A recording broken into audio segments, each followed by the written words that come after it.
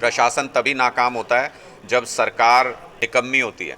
लोकतंत्र मतलब जनता का हित, जनता की सरकार, ना कि कुछ पूंजीपतियों की सरकार। है कि विधायक अपने दोस्तों को बचाओ, अधिकारी अपने दोस्तों को बचाओ, पुलिसकर्मी अपने दोस्तों को बचाओ, तो फिर तो किसी अपराधी को सजा मिलेगी नहीं। किसी भी सरकार में कभी भी तानाशाही आ सकती है, इसमें कोई भी दो राय नहीं है। गलतफहमी में जी रहे हैं कांग्रेस के लोग। हड़ताल प्रदेश बना के रख दिया हरियाणा को। आप देख सकते हैं साहिल हिंदुस्तानी को आज जो है अनुराग ठाकुर जी ने आज पीला पटका पहनाकर जी आम आदमी पार्टी का पटका पहनाकर जो है पार्टी को ज्वाइन करवाया। जी आपको बता दें साहिल हिंदुस्तानी ने आज जो है आम आदमी पार्टी ज्वाइन कर ली है और आप देख सकते हैं कि तमाम आम आदमी पार्टी के नेता यहाँ पर मौजूद है। तस्वीरें अनुराग ठाकुर जी पहुंचे हैं। ये सभी अच्छे लोगों का स्वागत है आम आदमी पार्टी में, और साहिल भाई तो लगभग हमारी सोच से जुड़े हुए व्यक्ति हैं और इसी तरीके से समाज सेवा के काम करते रहते हैं, लोगों के बीच में रहते हैं।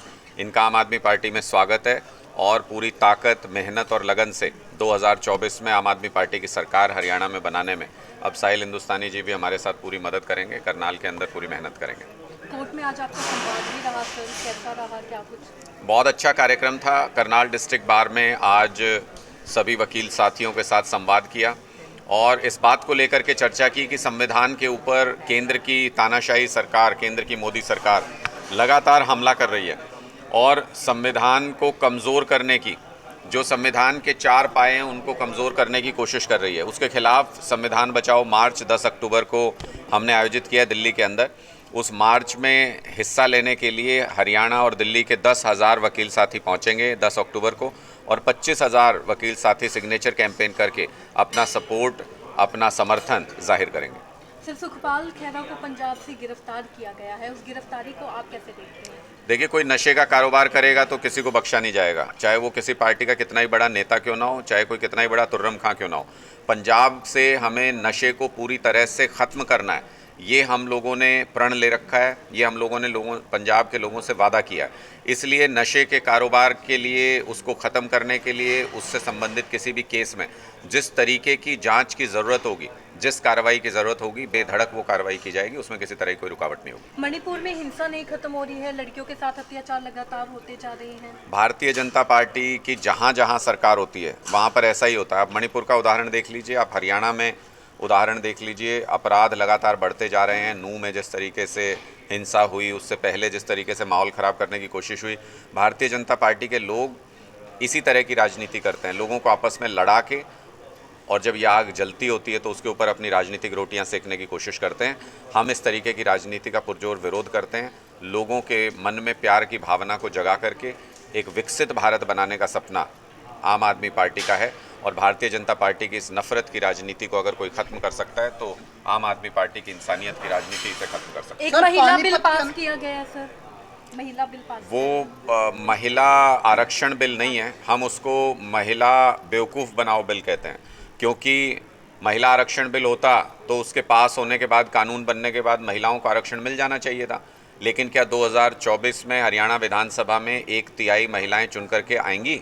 ऐसा नहीं होने वाला। संसद में क्या 2024 में 1/3 सांसद बन के आएंगी?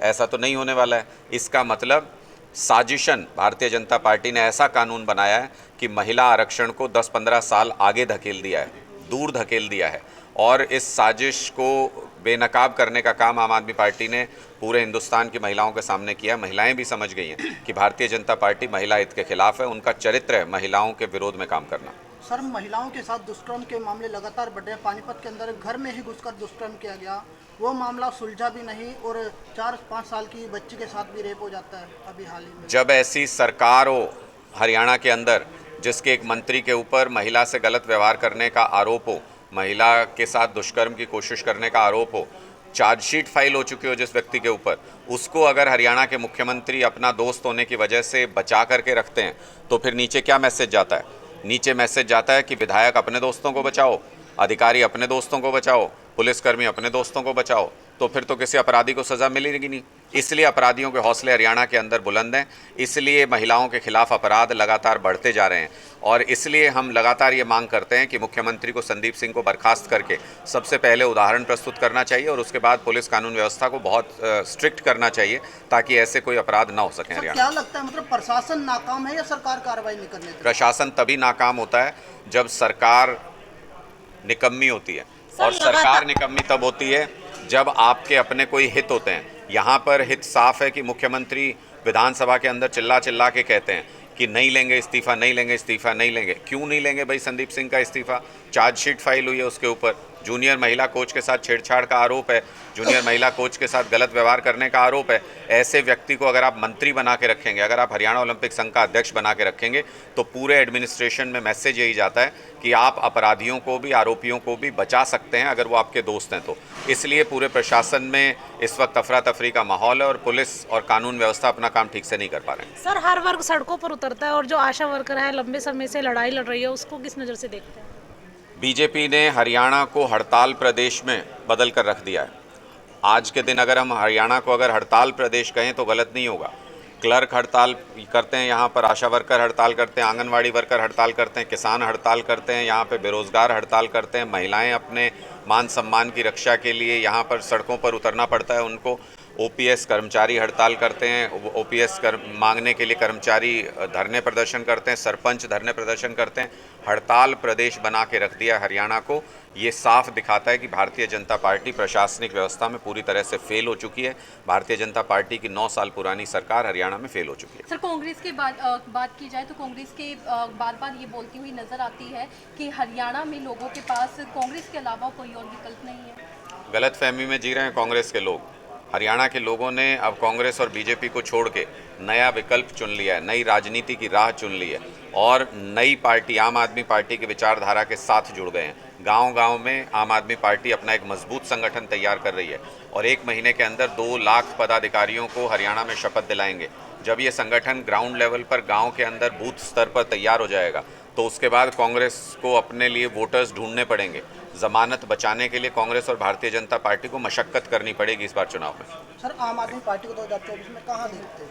आम आदमी पार्टी को 2024 में विधानसभा के अंदर देखते हैं। पूरे बहुमत की सरकार बनाएंगे 2024 में। इतना ही कहूँगा कि करनाल के भले के लिए, मेरे शहर के भले के लिए मैं हमेशा से एक ही बात बोलता आया हूँ कि देश हित, समाज हित, शहर हित, प्रदेश हित।